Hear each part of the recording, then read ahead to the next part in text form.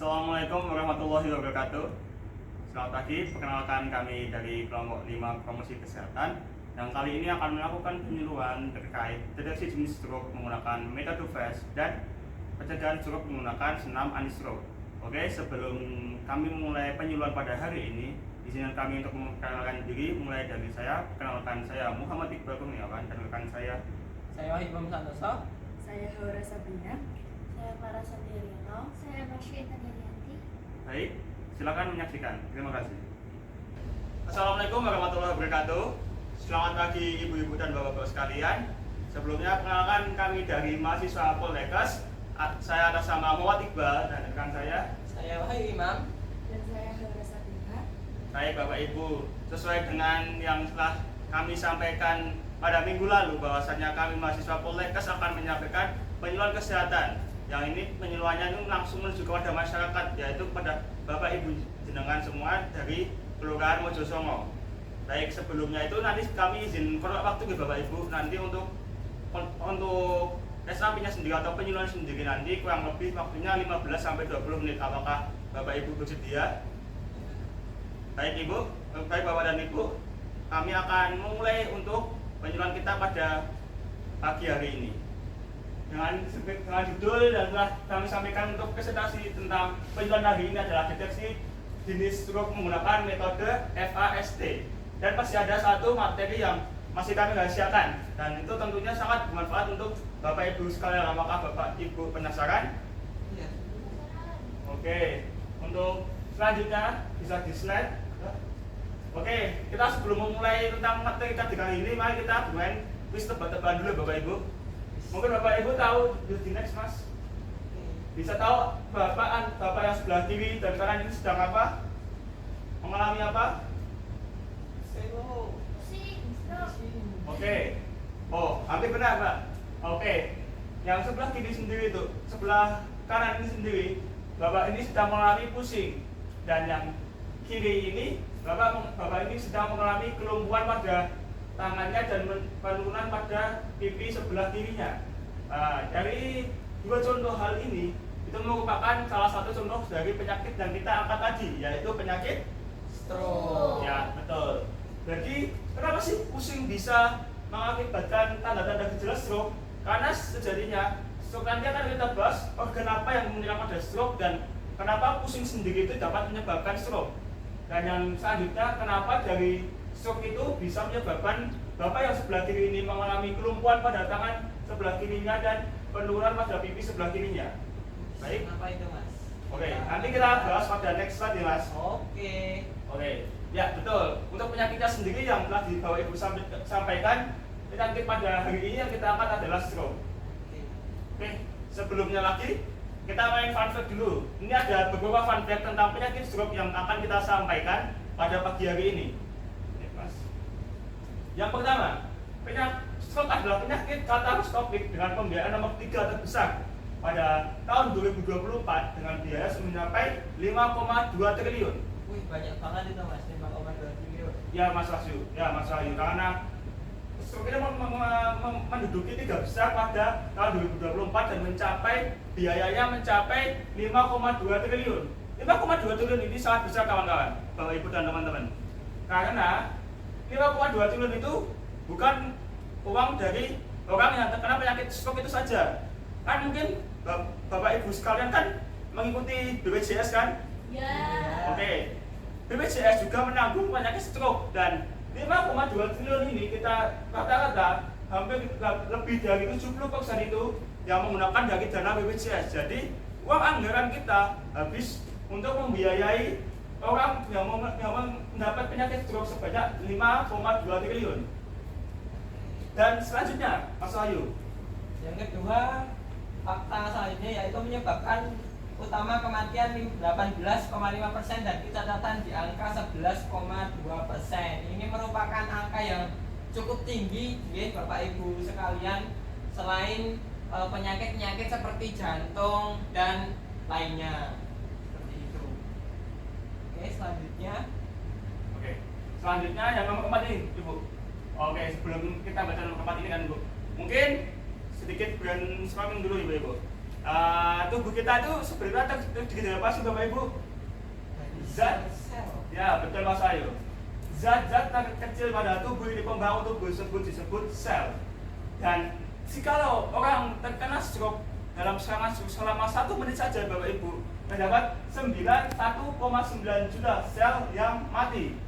Bayangkan Ibu, tubuh kita memang terdiri dari banyak jutaan sel, tetapi dalam 1 menit saja jikalau terkena stroke itu 1,9 juta sel itu mati. Dan perlu Bapak Ibu ketahui, untuk membangun sel ulang itu memerlukan waktu yang cukup lama, sehingga orang yang terkena stroke itu nanti kita akan bahas akan terdapat golden period. Oke, selanjutnya penyakit stroke sendiri pada 2023 itu menyerang 8,3 dari 1.000 penduduk yang ada di Indonesia.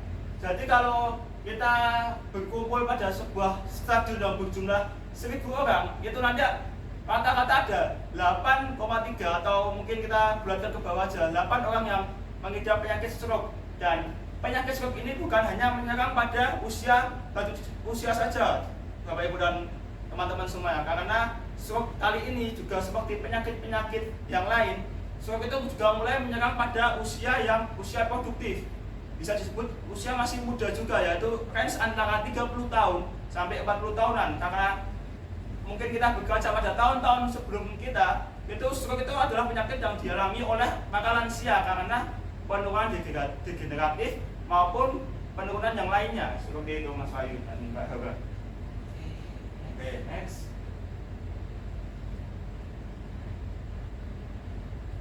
Oke, kita bahas sedikit kita membahas tentang stroke teman-teman. Yang kita angkat sendiri itu stroke atau itu menyerang pada organ cerebrum, atau mungkin bahasa umum dari cerebrum itu apa teman-teman? Otak. Iya betul. Stroke itu menyerang otak. Loh, mungkin teman-teman bertanya kenapa yang diserang otak tapi yang lumpuh hampir semua badan? Kenapa itu Mas? Oke, karena seperti yang Bapak Ibu dan teman-teman ketahui sendiri kan, dari otak sendiri itu kan yang mengatur semua yang bekerja di dalam tubuh kita, mulai dari kita bergerak, kita tidur, kita makan, maupun kita beraktivitas lainnya itu yang diatur oleh otak. Dan juga dalam hal berpikir juga yang mengatur adalah otak.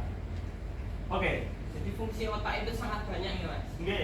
Jadi kalau otak kita bayangkan saja pusat dari tubuh kita terserang. Jadi kan efek dominonya terhadap kita kegiatan sehari-hari kan masih banyak dan dapat menyebabkan stroke salah satunya itu. Oke, kita bahas dari poin pertama ya. Stroke merupakan penyakit tidak menular. Oke, jadi kalau teman-teman menjumpai orang-orang yang terkena stroke, jangan takut untuk berinteraksi. Karena semuanya gini, saya sama Mas Wahyu, sini Mas. Semuanya awet-awet gini Mas. Iya. Jangan terkena stroke awet-awet gini. Ya. Oke. Semuanya Mas Wahyu stroke. Mas Wahyu dulu Mas Wahyu. Ah, tiba-tiba saya berdekat sama muka Mas Wahyu gini. Set. Itu saya juga nggak bakal terkena stroke. Ya. Karena stroke itu tidak menular, karena stroke itu yang seperti kita jelaskan tadi, stroke itu menyerang otak. Nah, bagaimana kita hanya bersentuhan saja tapi bisa menyerang otak kita? Kan tidak mungkin. Maka dari itu stroke termasuk pada penyakit tidak menular. Selanjutnya adalah bagaimana sih bagian otak yang terserang oleh stroke. Yang kita paparkan sendiri penyakit yang menyerang di otak, khususnya pada pembuluh darah di otak. Oke? Jadi kan otak kan terdiri dari pembuluh darah yang sangat banyak. Ada 2 jenisnya, yaitu arteri dan vena. Dan pembuluh darah ini yang menjadi target dari orang yang terkena stroke, yang diserang di stroke-nya. Terus kenapa tadi sudah saya jelaskan dari stroke itu dapat menyebabkan kelumpuhan maupun yang lain-lainnya? Itu karena di tubuh kita kan oksigen kan dibutuhkan terus sama kayu, tidak berhenti. Itu membuat suplai oksigen yang di otak berkurang, sehingga bisa menyebabkan kematian jaringan di otak. Yang seperti saya jelaskan tadi, yang bagian terkecil dari tubuh itu adalah sel ya. Sel itu kan tadi kita jelaskan 1,9 juta sel mati jika terserang stroke selama 1 menit. Jika ini kumpulan sel yang banyak itu akan membentuk jaringan, dan jaringan ini akan mati jika suplai oksigen dari tubuh kita itu berkurang yang menuju otak.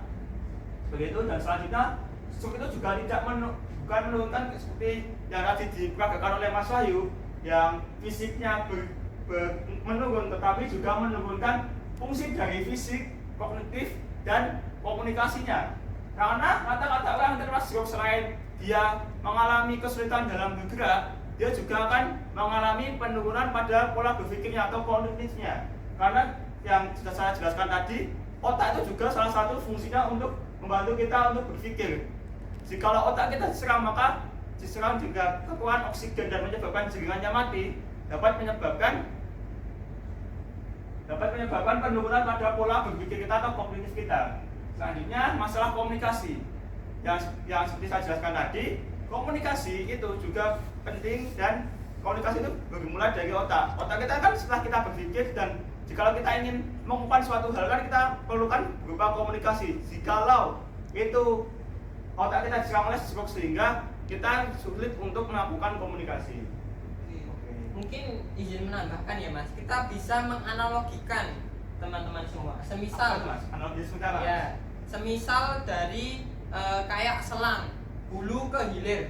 Jika di tengah-tengah selang tersebut tersumbat ataupun ada yang menyumbat, dari air dari hulu ke hilir itu tidak akan sampai, teman-teman semua. Jadi kita dapat analogikan seperti itu. Jadi kalau semisal oksigen itu diperlukan untuk semua sel-sel dan ternyata itu tersumbat, maka akan menyebabkan kematian di sel-sel tersebut yang bisa menyebabkan stroke ini sendiri.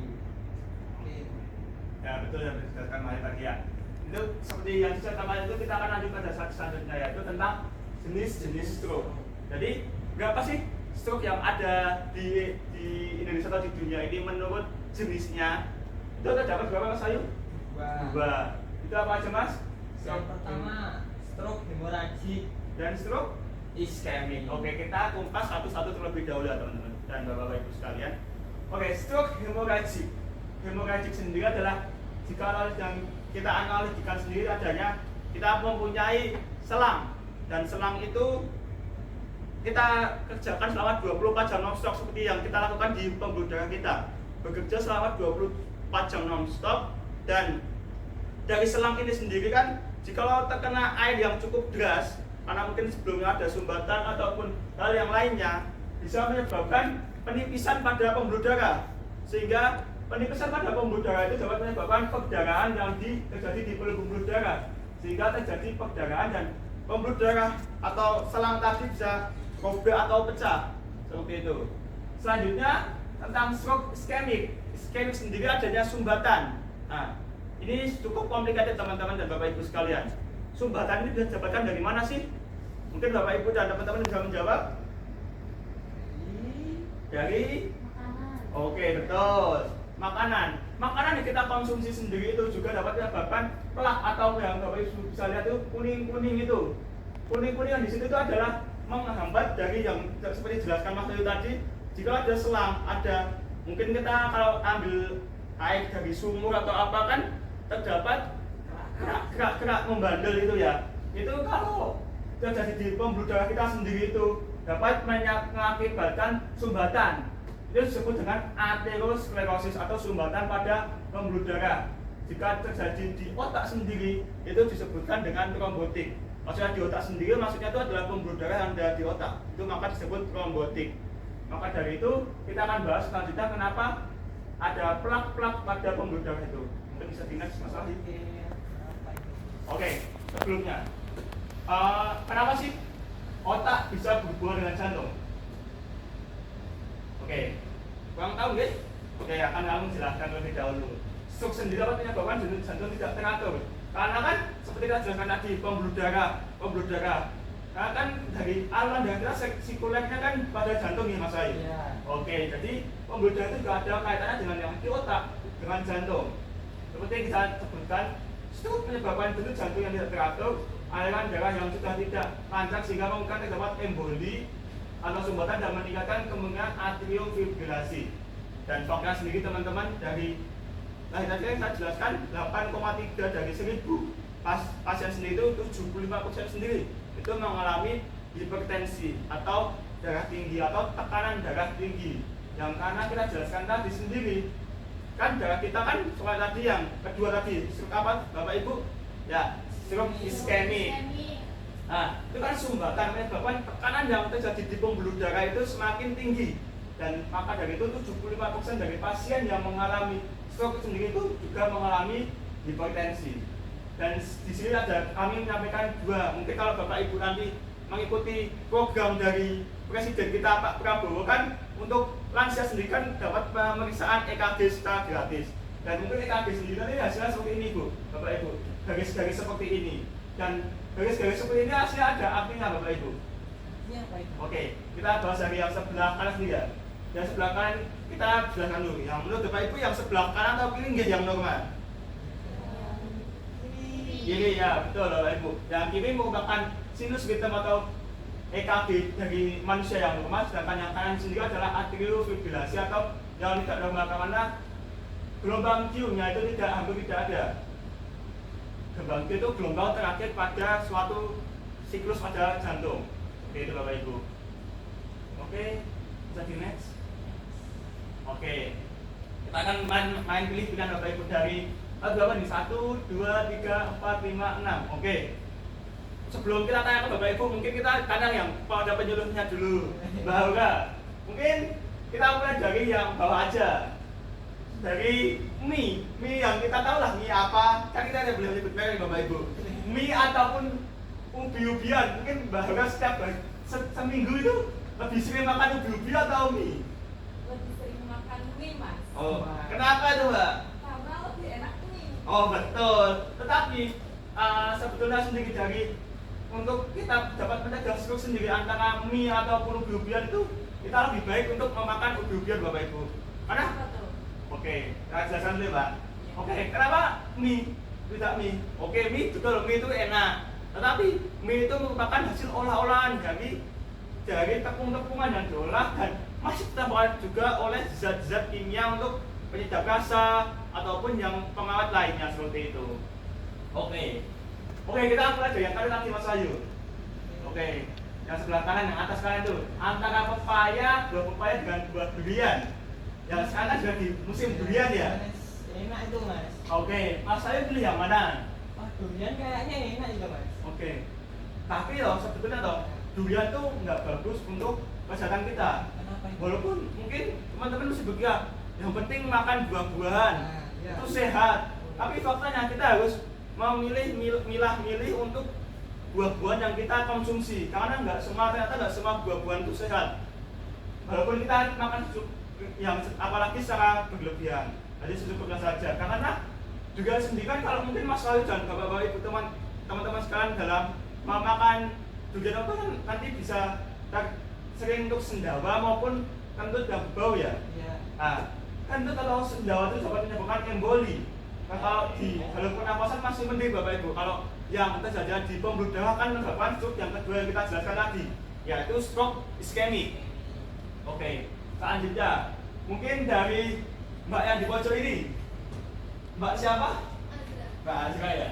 Oke, dari dua kan yang sebelah kiri ini daging dagang ini Mbak Azra ini daging yang sebelah kiri atau yang kanan?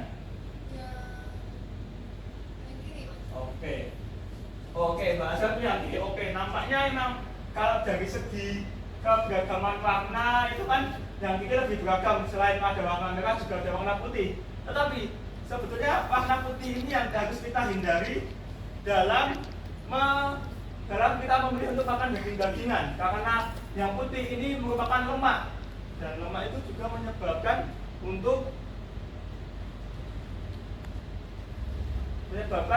terjadinya stroke sendiri teman-teman. Oke. Next, Oke. Selanjutnya new habit new me. Di sini kita harus melakukan pola hidup sehat. Ada 3 yang kita angkat pada kali ini yaitu meningkatkan tekanan otot dan membagi sirkulasi darah. Seperti kita angkat beban itu juga dapat melatih untuk meningkatkan tekanan otot dan membagi sirkulasi darah. Selanjutnya ada setelah berlari itu kita dapat minimal 10 menit per hari untuk dapat berlari dan mengurangi faktor risiko stroke seperti hipertensi dan kolesterol. Dan selanjutnya selain dari fisik sendiri, kesehatan mental itu juga penting untuk mencegah stroke karena hormon pada tubuh kita yaitu hormon endorfin itu juga dapat meningkatkan suasana hati dan mengurangi stres. Dan kita rekomendasikan ini 30 menit sehari selama 5 hari dalam seminggu itu kita harus beraktivitas fisik seperti itu. Oke, next mas. Oke, bad habit yang dapat menyebabkan kita dapat tekanan stroke.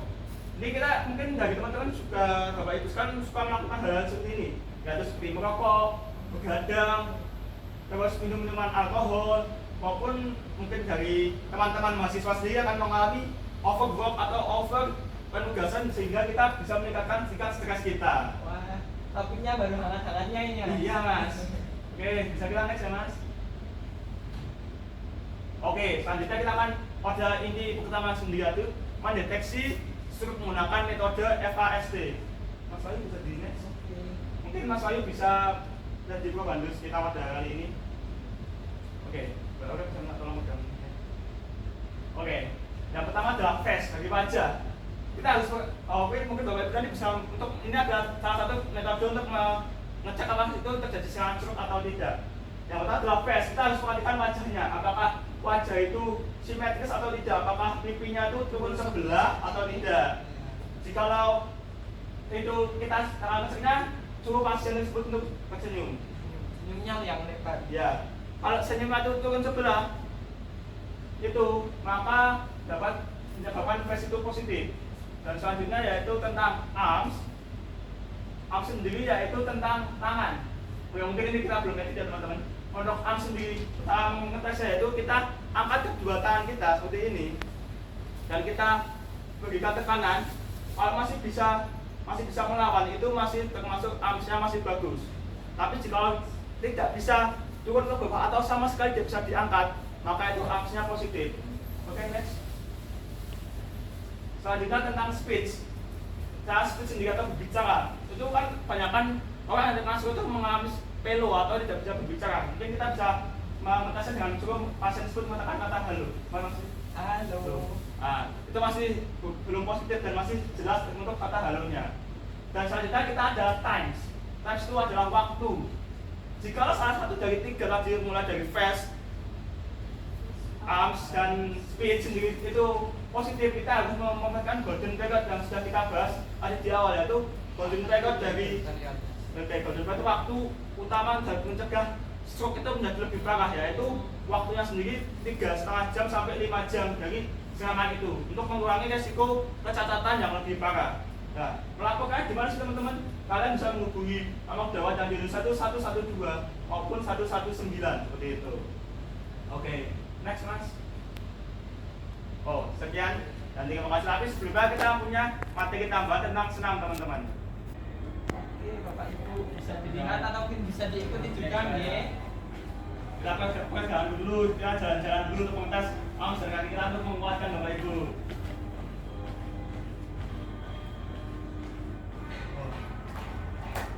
Oke, lagu ini gak apa-apa untuk mengingatkan pahlawan kita, pahlawan kita.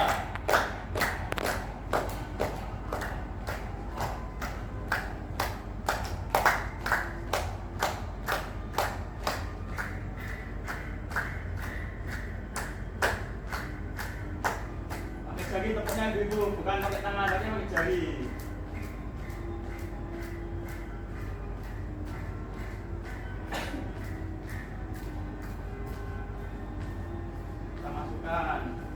Kita masukkan untuk mengetes kecepatan pada jari kita. Supaya aliran darahnya verified ke utamanya lebih lancar. Oke.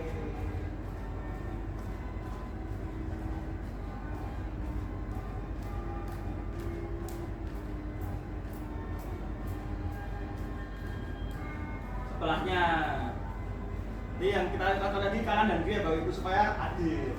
Ya. Kita masukkan sebelah sisi kelingking kita. Kelingkingnya. Tunjuk.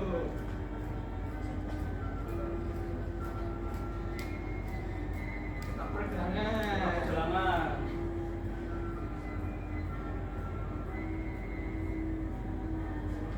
Tata nadinya supaya kalau ada jembatan atau tidak kita pompa dulu. Tekan dari jari. Tekan dari jari. Tekan dari jari. Acik. Empal. Nah, Yang semangat Bapak Ibu. semangat dulu Bapak Ibu. Timbul tangan.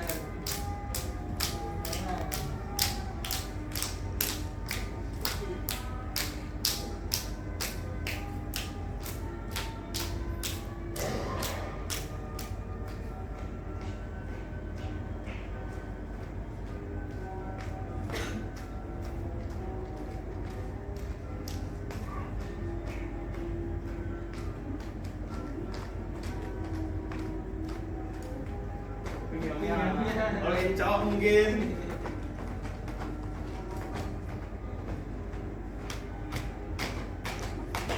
Hanya.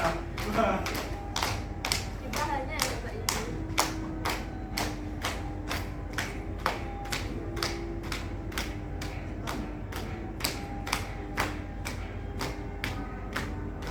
Betisnya, betisnya. Oke, sampai ke bawahnya. Sampai bawah. Jongkok berdiri. Berdiri. Nah.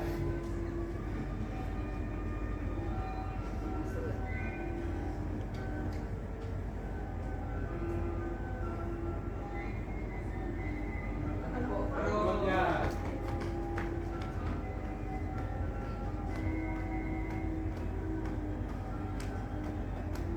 Kaki Kaki jadi. tegak. Naik turun.